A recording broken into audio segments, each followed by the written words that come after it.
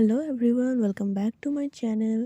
যদি মোৰ চেনেলত আজি প্ৰথমবাৰৰ বাবে আহিছা তেনেহলে মোৰ চেনেলটো সাবস্ক্ৰাইব কৰি দিবা লগতে যদি ভিডিওটো ভাল লাগে তেনেহলে লাইক কৰি দিবা সো আজি মই তোমালোকৰ যিখন টেক্সট বুক আছে the portrait of a lady the hornbill খন তাৰ যিটো ফাৰ্ষ্ট চেপ্টাৰ আছে the portrait of a lady যিটো খুশবন্ত সিঙে লিখিছে তাৰ কোৱেশ্চন আনসাৰ সমূহ দি দিম So, এতিয়া আমি বেছি কথা নাপাতি পুনে কোৱেশ্চন আনসাৰ খিনি চাই লও So, এতিয়া প্ৰথম কোৱেশ্চনটো name the writer of the prose piece the portrait of a lady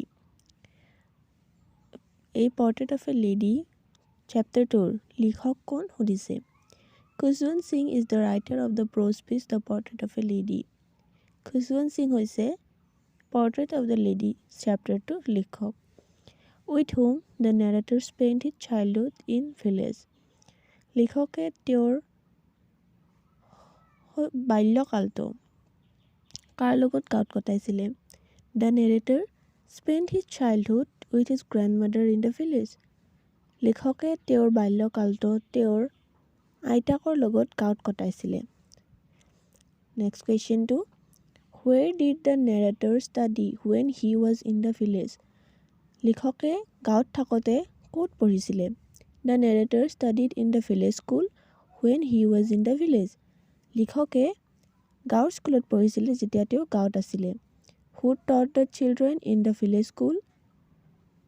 গাঁৱৰ স্কুলত শিশুবোৰক কোনে শিকাইছিলে The priest of the village temple taught the children in the village school. গাঁৱৰ মন্দিৰৰ যিজন পুৰোহিত আছিলে তেখেতে গাঁৱৰ শিশুসকলক গাঁৱৰ স্কুলত শিকাইছিলে What was taught in the village school? গাঁৱৰ স্কুলত কি শিকোৱা হৈছিলে The alphabet and the scriptures were taught in the village school. গাঁৱৰ স্কুলত alphabet মানে ABCD শিকোৱা হৈছিলে আৰু scriptures মানে ধৰ্মমূলক প্ৰাৰ্থনা শিকোৱা হৈছিলে Which creature created a veritable bedlam of chirruping? Veritable bedlam of chirruping মানে হৈছে চৰাইৰ জাকে কৰা শব্দ চৰাইৰ জাকে আগুৰি ধৰা এটা অৱস্থা হেতুক কোৱা হয় ভেৰিটেবল বেনলাম বুলি সো কোনটো বস্তুৱে এনেদৰে জাক পাতি আহি শব্দ কৰিছিলে এনসাৰটো হ'ব the sparrows created a veritable bedlam of chirruping পাৰ চৰাইবোৰে এটা ভেৰিটেবল বেনলাম of chirruping মানে জাক পাতি আহি এনেদৰে তেওঁলোকে ঘেৰা কৰিছিলে কিহৰ কাৰণে আহিছিলে তোমালোকে নিশ্চয় জানাই চেপ্টাৰ 2 যেটো পঢ়িছা আহিছিলে কিয় কাৰণ অথৰৰ অৰ্থাৎ লেখকৰ আইতাকে সেই চৰাইবোৰক ব্ৰেড খাবলৈ দিছিলে দুপৰীয়াৰ সময়ত হেবাবে সেই চৰাইবোৰলে আহিছিলে নেক্সট কোৱেশ্চনটো হৈছে Where did the author go for to pursue further studies লেখকে তেওঁৰ আগলৈ পঢ়িবলৈ তেওঁ যেতিয়া স্কুল পাৰ হ'ল কলেজ পাব তেতিয়া তেওঁ আগৰ পঢ়াখিনি কৰিবলৈ কলৈ গৈছিলে The author went abroad to pursue further studies লেখকে তেওঁৰ আগৰ পঢ়াখিনি কৰিবলৈ abroad মানে হৈছে বিদেশলৈ যোৱা গতিকে বিদেশলৈ গৈছিলে Next question to soa How did the sparrows react to the death of the author's grandmother এটো তোমালোকৰ HS first year তোমালোকৰ final exam 2015 2016 আৰু 2019 ত আহিছিলে সো এই কোৱেশ্চনটো অসমীয়াটো হৈছে যে আইতাকে যে পাৰ চৰাইবোৰক যে ব্ৰেড খাবলৈ দিছিলে বাৰান্দাত বহি তো সেই পাৰ চৰাইবোৰে আইতাকৰ মৃত্যুত কেনে ধৰণে আচৰণ কৰিছিলে এনসাৰটো হ'ব the grandmother was attached to the sparrows emotionally and used to feed them bread so the sparrows mourned the death of the grandmother They did not eat the crumbs of bread thrown by the author's mother and rather they sat on the veranda quietly and flew away when the corpse was taken away. Answer to whole যে যেতিয়া গ্ৰাণ্ডমাদাৰ যেটো আছিল যিজনে গৰাকী আছিল তেওঁলোকৰ আইতা অথৰৰ so সেই আইতা গৰাকী সেই পাৰ চৰাইকেইটাৰ লগত ইমোশনালি এটাচ আছিল ইমোশনালি জড়িত আছিল আৰু তেওঁ সদায় মানে সেই পাৰ চৰাইকেইটাক ব্ৰেড খাবলৈ দিছিলে হেয়ে সেই পাৰ চৰাইকেইটাই আইতাকৰ মৃত্যুত দুখ অনুভৱ কৰিছিলে দুখ দেখুৱাইছিলে তেওঁলোকে আইতাকৰ মৃত্যুৰ আগত আইতাকে ব্ৰেড খাবলৈ দিছিলে আইতাকৰ মৃত্যুৰ দিনাখন যেতিয়া আইতাকৰ মৃতদেহৰ কাষত সেই পাৰ চৰাইকেইটা আছিল তেতিয়া অথৰৰ মাকে খুশৱন্ত সিঙৰ মাকে সেই পাৰ চৰাইকেইটাক ব্ৰেড খাবলৈ দিছিলে কিন্তু সিহঁতে ব্ৰেডখিনি নাখালে আৰু আইতাকৰ মৃতদেহ কৰ্পছ মানে হৈছে মৃতদেহটো যেতিয়া লৈ যোৱা হ'ল তেতিয়া আৰু সেই পাৰ চৰাইকেইটাই তেওঁলোকৰ বাৰান্দাত বহিও নাথাকিলে তেওঁলোক উৰি গুচি গ'লগে বুজিছা সো নেক্সট কুৱেশ্যনটো চোৱা what is the difference between the village school education and the urban school education system in the lesson the portrait of a lady এইটো আহিছিলে 2016ত আনসাৰটো হৈছে in the village school the kids were taught the alphabet and the scriptures by the village priest but in the urban school there was no teaching on scriptures rather they were taught lessons on science and technology. There were music classes also which the grandmother did not like at all.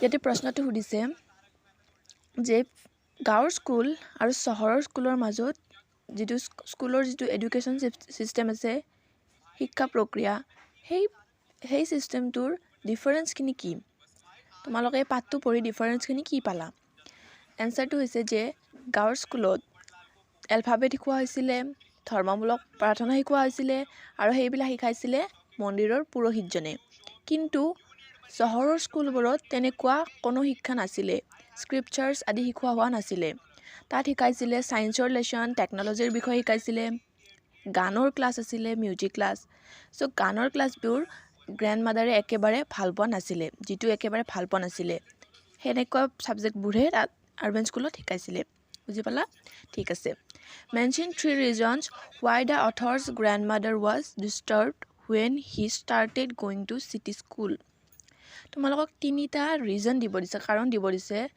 কি কাৰণত লেখকৰ আইতাকে মানে বিৰক্ত অনুভৱ কৰিছিল যেতিয়া লেখকে চহৰৰ স্কুললৈ যোৱা আৰম্ভ কৰিলে কি তিনিটা কাৰণৰ বাবে অথৰৰ আইতাকে বিৰক্তি অনুভৱ কৰিছিল অথৰে চহৰৰ স্কুলত যোৱাৰ বাবে এইটো 2016ত আহিছিলে আনসাৰটো হৈছে in the city school the author learned English lessons and things of western science like the law of gravity etc যেতিয়া অথৰে চহৰৰ স্কুললৈ যাবলৈ ওলালে তেতিয়া তাত ইংলিশ লেসন শিকোৱা হৈছিল তাৰ পাছত সায়েন্স শিকোৱা হৈছিল গ্ৰেভিটি ল অফ গ্ৰেভিটি মহাকৰ্ষণী শক্তি থাকে এইবিলাক সায়েন্সৰ বস্তু শিকোৱা হৈছিল There was no teaching of scriptures. তাত কোনো ধৰণৰ ধৰ্মমূলক কথা শিকোৱা হোৱা নাছিলে So the grandmother was offended. সেইবাবে grandmother মানে সেইবিলাক কথা ভাল পোৱা নাছিলে Moreover, when she heard that they were taught music lesson, আকৌ তেওঁ যেতিয়া শুনিলে তাত মিউজিকো শিকোৱা হয় গানো শিকোৱা হয় she was totally disappointed. তেওঁ একেবাৰে disappointed হৈ গৈছিল মানে তেওঁ একেবাৰে দুখিত হৈছিল ভাল পোৱা নাছিলে because মিউজিকটো তেওঁ একেবাৰে ভাল পোৱা নাছিল আইতাকে so the grandmother was disturbed when he started going to city school সেইবাবে grandmother বিৰক্তি অনুভৱ কৰিছিল যেতিয়া তেওঁ লেখকে চহৰৰ স্কুললৈ যাব আৰম্ভ কৰিছিল next questionটো হৈছে what are the different ways in which we come to know that the author's grandmother was a deeply religious person 2017ত আহিছিল এইটো ইয়াতে প্ৰশ্নটো সুধিছে যে তিনিটা কাৰণ মানে তিনিটা আমাক উল্লেখ কৰিব দিছে বস্তু যাৰ পৰা আমি গম পাও যে লেখকৰ আইতাক এগৰাকী গভীৰভাৱে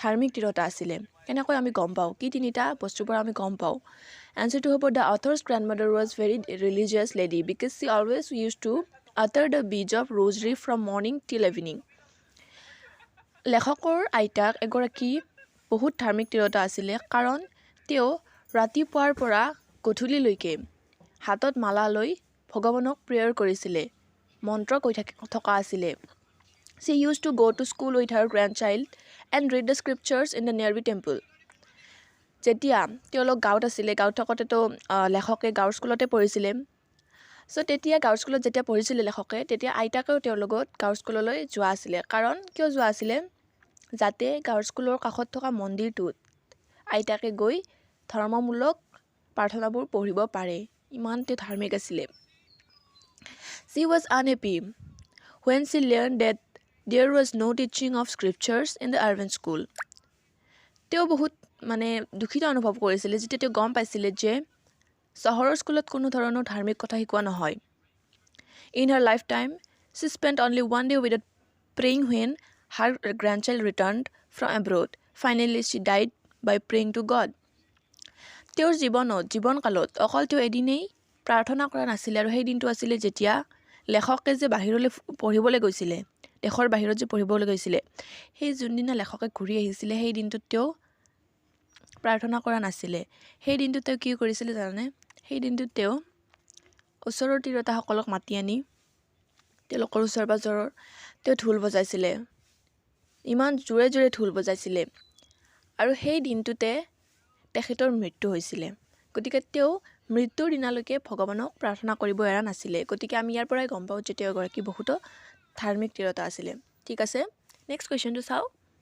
নেক্সট কুৱেশ্যনটো হ'ল mention 3 ways in which the author's grandmother spent her days after he grew up.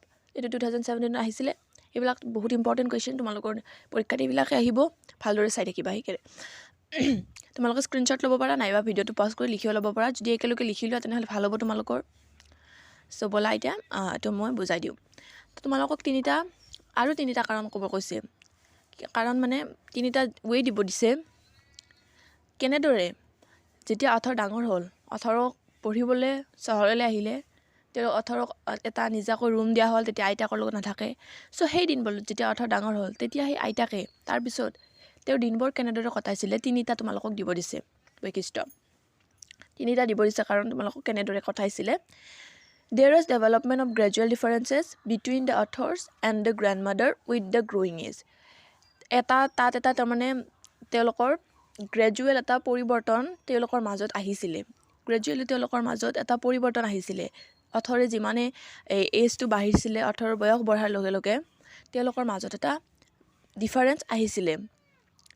কি ডিফাৰেঞ্চ আহিছিলে? The author got involved in his studies and moreover took a separate room.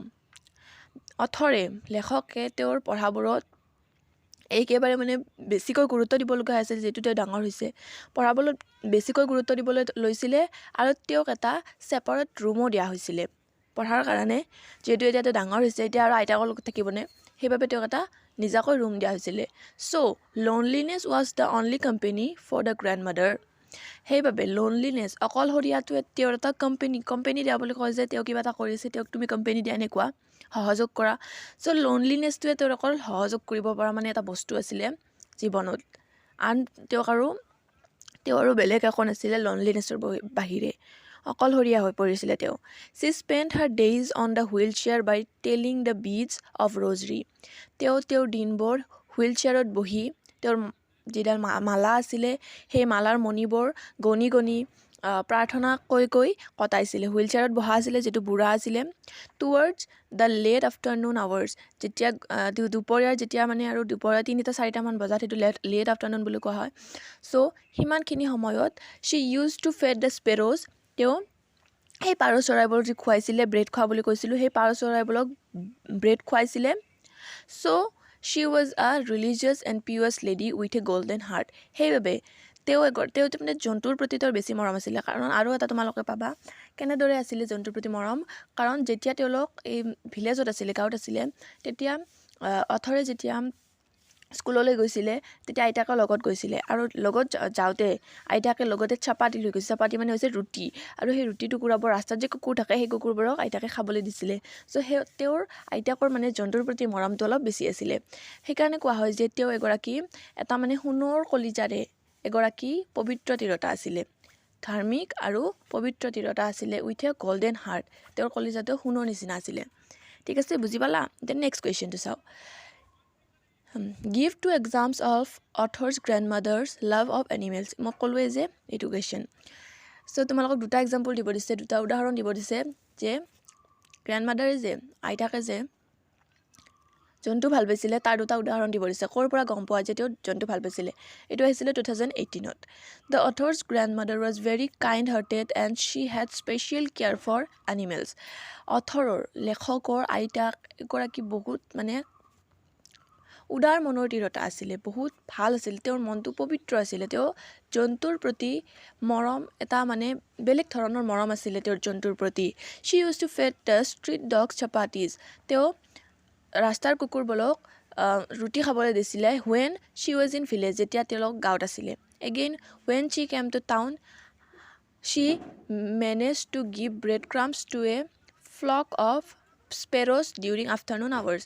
আকৌ যেতিয়া তেওঁলোক গাঁৱলৈ আহিলে তেতিয়া তেওঁ কি কৰিছিলে, গাঁৱত সেই এটা পাৰ চৰাইৰ জাকক তেওঁ ৰুটিৰ টুকুৰা মানে কি কয় ব্ৰেডৰ টুকুৰা খাবলৈ দিছিলে। কেতিয়া দিছিলে? আফটাৰনুন আৱাৰ্ছত দিছিলে। ঠিক আছে, বুজি পালা? এতিয়া লং এনচাৰ টাইপ কেইটামান আমি চাই লওঁ। 1 নম্বৰ প্ৰশ্নটো চোৱা। Cite reasons to validate whether the distancing relationship between the author and the grandmother was deliberate or beyond their control. 2015 আহিছিলে এইটো। আকৌ তোমালোক এনেধৰণেও কুৱেশ্যনটো বেলেগ ধৰণেও দিব পাৰে যে describe the changing relationship between the author and his grandmother. Did their feeling change for each other? সুধিছে যে তোমাক ডেছক্ৰাইব কৰিব দিছে, বহলাই লিখিব দিছে লেখক আৰু তেওঁৰ গ্ৰেণ্ডমাদাৰৰ যিটো ৰিলেশ্যন আছিলে, যিটো সম্পৰ্ক আছিলে, সেই সম্পৰ্কটো যেতিয়া চেঞ্জ হ'ল, যেতিয়া তেওঁলোক চহৰলৈ গ'ল তেতিয়া তেওঁলোকৰ সম্পৰ্কটো চেঞ্জ হ'ল। তো কেনেধৰণে তেওঁলোকৰ সম্পৰ্কটো কি ধৰণে চেঞ্জ হৈছিলে, পৰিৱৰ্তন আহিছিলে, আৰু তেওঁলোকৰ মৰমটো, তেওঁলোকৰ এজনৰ আনজনৰ প্ৰতি যিটো ভাৱ আছিলে, মৰম আছিলে, সেইটো কিবা মানে চেঞ্জ আহিছিলে নেকি? সেইটো 2017 আহিছিল। মানে কুৱেশ্যনটো ছেমে, এনচাৰটো ছেম, কিন্তু সুধা অলপ মানে লিখা ডিজাইনটো বেলেগ। আৰু এইটো 2015 আৰু এইটো 2017 আহিছিলে। এনচাৰটো হ'ল the author and the grandmother had a very intense relationship since his childhood. লেখক আৰু আইতাকৰ মাজত এটা গভীৰ সম্পৰ্ক আছিলে। কেতিয়াৰ পৰা আছিলে? যেতিয়া লেখকে সৰু আছিলে, মানে লেখকৰ শৈশৱ কালৰ পৰাই তেওঁলোকৰ মাজত এই গভীৰ সম্পৰ্কটো আছিলে। The grandmother used to take care of the author when they lived in the village. আইতাকে অথৰক চোৱা চিতা কৰিছিলে যেতিয়া তেওঁলোক গাঁৱত আছিলে। So' the author's grandmother had everlasting layers of love and care upon him. সেয়েহে সেইবাবে লেখকৰ প্ৰতি এটা মানে কেতিয়াও এৰাব নোৱাৰা এটা মৰম আছিলে, যিটো কেতিয়াও শেষ নহয়। However, with gradual increase in the age, the author got a diversion in their relationship. যদিও মানে তেওঁলোকৰ যেতিয়া অথৰ ডাঙৰ হ'ল, লেখক ডাঙৰ হৈ আহিল, তেতিয়া তেওঁলোকৰ মাজত এটা হয়তো অলপ তেওঁলোকৰ মাজত বিচ্ছেদ আহিলে, কাৰণ অথৰক তেতিয়া পঢ়িবলৈ তেওঁ চহৰলৈ গৈছিলে আৰু তেওঁক এটা ছেপাৰেট ৰুম দিয়া হৈছিলে, সেইবাবে তেওঁলোকৰ মাজত অকণমান বিচ্ছেদ আহিল। The author had to focus in his studies, so he got no time to spend with his grandmother. লেখকে তেওঁৰ পঢ়াত গুৰুত্ব দিবলগীয়া হৈছিলে, মনোযোগ দিবলগীয়া হৈছিলে, সেইবাবে তেওঁৰ আইতাকৰ লগত কটাবলৈ বা স্পেণ্ড কৰিবলৈ অলপ সময় নাছিলে। So the grandmother was left alone. সেইবাবে আইতাক একেবাৰে অকলশৰীয়া হৈ পৰিছিলে। So the grandmother had to spend her days on wheelchair by reciting prayers. সেইবাবে গ্ৰেণ্ডমাদাৰ বুলি কোৱা যায়, আইতাকে তেওঁৰ দিনবোৰ হুইলচেয়াৰত বহি প্ৰেয়াৰ কৰি কৰি কটাবলগীয়া হৈছিলে। And she used to feed the sparrows, আৰু তেওঁ পাৰ চৰাইবোৰক ব্ৰেড খুৱাইছিলে। The distancing relationship was a result of natural stream of the গ্ৰুইনেছ had brought this difference. তাৰমানে this difference মানে কি হৈছিলে, যিটো তেওঁলোকৰ মাজত যিটো দূৰত্ব আহি পৰিছিলে, তেওঁলোকৰ সম্পৰ্কত যিটো দূৰত্ব আহি পৰিছিলে, সেই দূৰত্বটোৱে তাৰমানে কিহৰ কাৰণে হৈছিলে? তেওঁলোকৰ অথৰৰ তাৰমানে এটা মানে কি আছিলে, এটা মানে পাৰ্ট আছিলে, ষ্ট্ৰীম অফ লাইফ আছিলে, এটা পাৰ্ট আছিলে তেওঁলোকৰ লাইফৰ, নেচাৰেল ষ্ট্ৰীম হয় সেইটো অকল অথৰৰ নহয়, সেইটো সকলোৰে আহিব। যেতিয়া ডাঙৰ হ'ব তেতিয়াতো পঢ়িবতো লাগিবই। সৰুতে ABCD পঢ়ে, ইমান একো পঢ়াৰ মানে বুজা নাথাকে। যেতিয়া তোমালোকে ডাঙৰ হৈ আহিছা, এতিয়া তোমালোকে জানা, তোমালোকে ডাঙৰ হৈ আহিছা, তোমালোকৰ পঢ়াৰ যিটো ভাৰটো তোমালোকৰ এতিয়া বেছি হৈছে। গতিকে তেওঁলোকৰ মাজতো তেনেকুৱা ছেম হৈছিলে, অথৰৰ পঢ়িবলগীয়া হৈছিলে বাবে আইতাকৰ লগত সময় পাৰ কৰিব নোৱাৰিছিলে। গ্ৰ'য়িং এজ হেড ব্ৰড দিছ ডিফাৰেঞ্চ, আৰু এই ডিফাৰেঞ্চটো কিহে আনিছিলে? বয়সে আনিছিলে। বয়সে যেতিয়া অথৰে ডাঙৰ হ'ল, সেই ডাঙৰ হোৱা সেই তেওঁৰ বয়সে আনিছিলে সেই ডিফাৰেঞ্চটো, সেই পৰিৱৰ্তনটো সেই বয়সেহে আনিছিলে। The grand child was growing up to find a new meaning of life, আৰু এই গ্ৰেণ্ড চাইল্ড বুলি কাক কৈছে? যে অথৰক কৈছে, লেখকক কৈছে। আৰু লেখকে তেওঁৰ জীৱনৰ এটা নতুন অৰ্থ বুজিবলৈ আৰম্ভ কৰিছিলে। যেতিয়া ডাঙৰ হয়, ডাঙৰ হ'লে আমি এনেকুৱা হওঁ ন, আত্মকেন্দ্ৰিক হৈ পৰোঁ। অথৰো ঠিক তেনেকুৱা অনুভৱ কৰিছিলে। এতিয়া তেওঁ ভাবিছিলে মই পঢ়িব লাগিব, এই কৰিব লাগিব, ডাঙৰ মানুহ হ'ব লাগিব, এনেকুৱা এটা তেওঁ জীৱনৰ আন এটা অৰ্থ বুজিবলৈ আৰম্ভ কৰিছিলে। However, the grandmother was losing age, আৰু লগতে অথৰৰ এজ গ্ৰ' হৈ আছিলে আৰু গ্ৰেণ্ডমাদাৰৰ এজ গৈ আছিলে। তাৰমানে গ্ৰেণ্ডমাদাৰৰ মৃত্যুৰ দিন চাপি আহিছিলে। যিমানে বুঢ়া হ'ব সিমানে তেওঁৰ মৃত্যুলৈ আগবাঢ়ি গৈ আছে। So' difference was obvious and beyond their control. সেইকাৰণে ডিফাৰেঞ্চটো পৰিৱৰ্তনটো এটা মানে স্বাভাৱিক কথা, সেইটো আহিবই।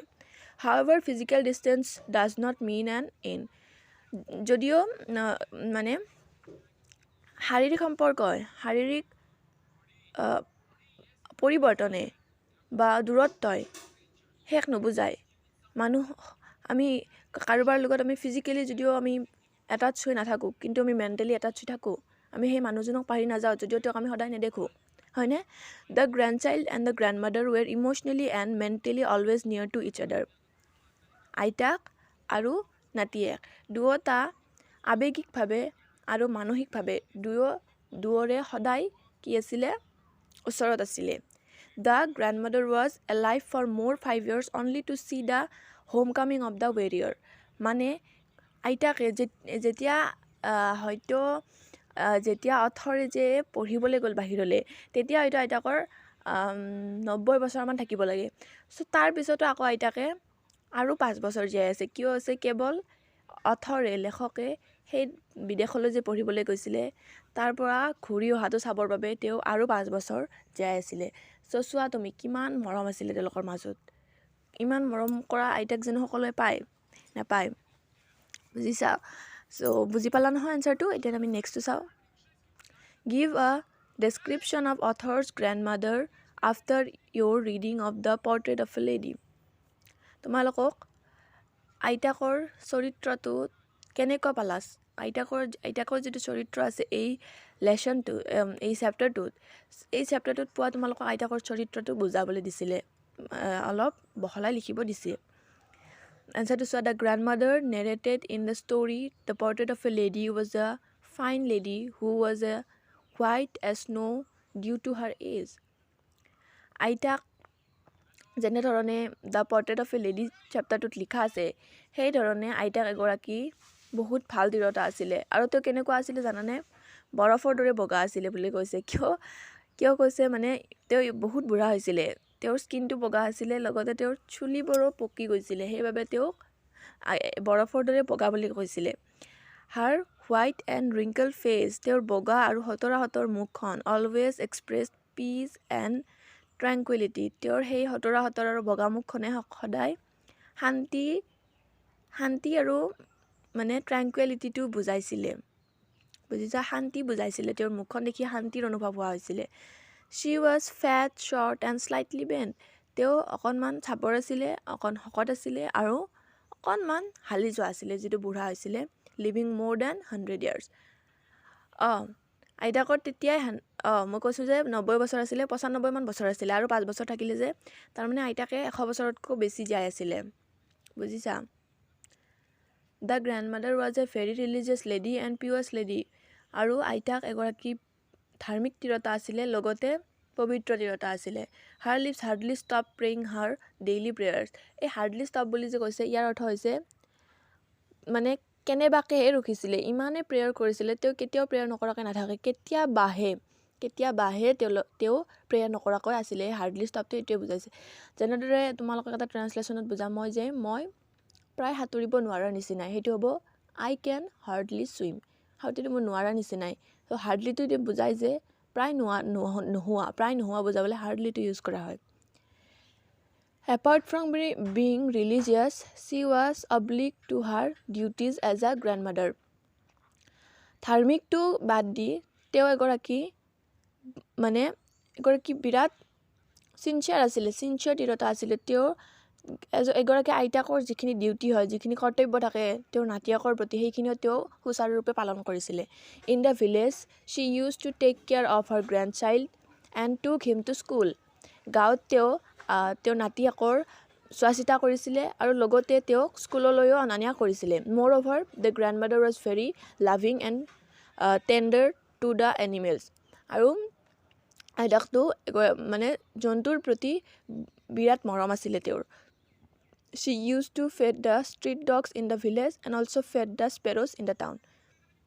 তেওঁ গাঁৱত কুকুৰবোৰক খাবলৈ দিছিলে আৰু যেতিয়া চহৰত আহিলে তেতিয়া পাৰ চৰাইবোৰক খাবলৈ দিছিলে। However she was a bit conservative because she disliked music. কিন্তু তেওঁ অকণমান কনজাৰভেটিভ আছিলে, কাৰণ তেওঁ গান ভাল পোৱা নাছিলে, গান চান এইবিলাক ভাল পোৱা নাছিলে তেওঁ। সেইবাবে অকণমান বেয়া পাইছিলে অথৰক যেতিয়া গান শিকা বুলি শুনিলে। বাকী তেওঁৰ বেলেগ একো নাই, একেবাৰে ভাল তিৰোতা। তেওঁ গানটো অলপ বেয়া পাইছিলে। Towards the end of the story it reveals the endless love of the grandmother to her grandchild. গতিকে এই কাহিনীটোৰ শেষলৈকে এইটোৱে বুজায় যে ৰিভিল কৰে যে তেওঁৰ গ্ৰেণ্ড চাইল্ড আৰু গ্ৰেণ্ড মাদাৰৰ মাজত, অৰ্থাৎ আইতাক আৰু নাতিয়েকৰ মাজত এটা এণ্ডলেছ, অসীম, শেষ নোহোৱা এটা প্ৰেম আছিলে, ভাল পোৱা আছিলে, ইমান ভাল পাইছিলে আইতাকে। শ্বি লিভড ফৰ মোৰ 5 years only to see the homecoming of her grandchild. তেওঁ আৰু 5 বছৰ এইকাৰণে জীয়াই আছিলে যাতে তেওঁৰ নাতিয়েকে বিদেশৰ পৰা পঢ়ি ঘূৰি অহাটো চাব পাৰে। She was so' pure and pious that even the birds mourned at her death. তেওঁ ইমানেই পবিত্ৰ আৰু ইমানেই ভাল আছিলে যে তেওঁৰ মৃত্যুত চৰাইবোৰেও দুখ অনুভৱ কৰিছিলে। তো আজিলৈ ইমানখিনি দিলোঁ। আকৌ তোমালোকক কি কি চেপ্টাৰ লাগে মোক প্লিজ ক'বা কমেণ্ট কৰি। তোমালোকে কমেণ্ট নকৰা আকৌ, তো কমেণ্ট কৰি জনাবা। আৰু আজিলৈকে ইমানতে এৰিলোঁ। আশা কৰোঁ তোমালোকে বুজি পাইছা। যদি ভিডিঅ'টো ভাল লাগিছে তেনেহ'লে লাইক কৰিবা, লগতে চেনেলটো যদি নতুন তেনেহ'লে ছাবস্ক্ৰাইব কৰিবা। তো তেতিয়ালৈকে ভালে কুশলে থাকা। Bye bye.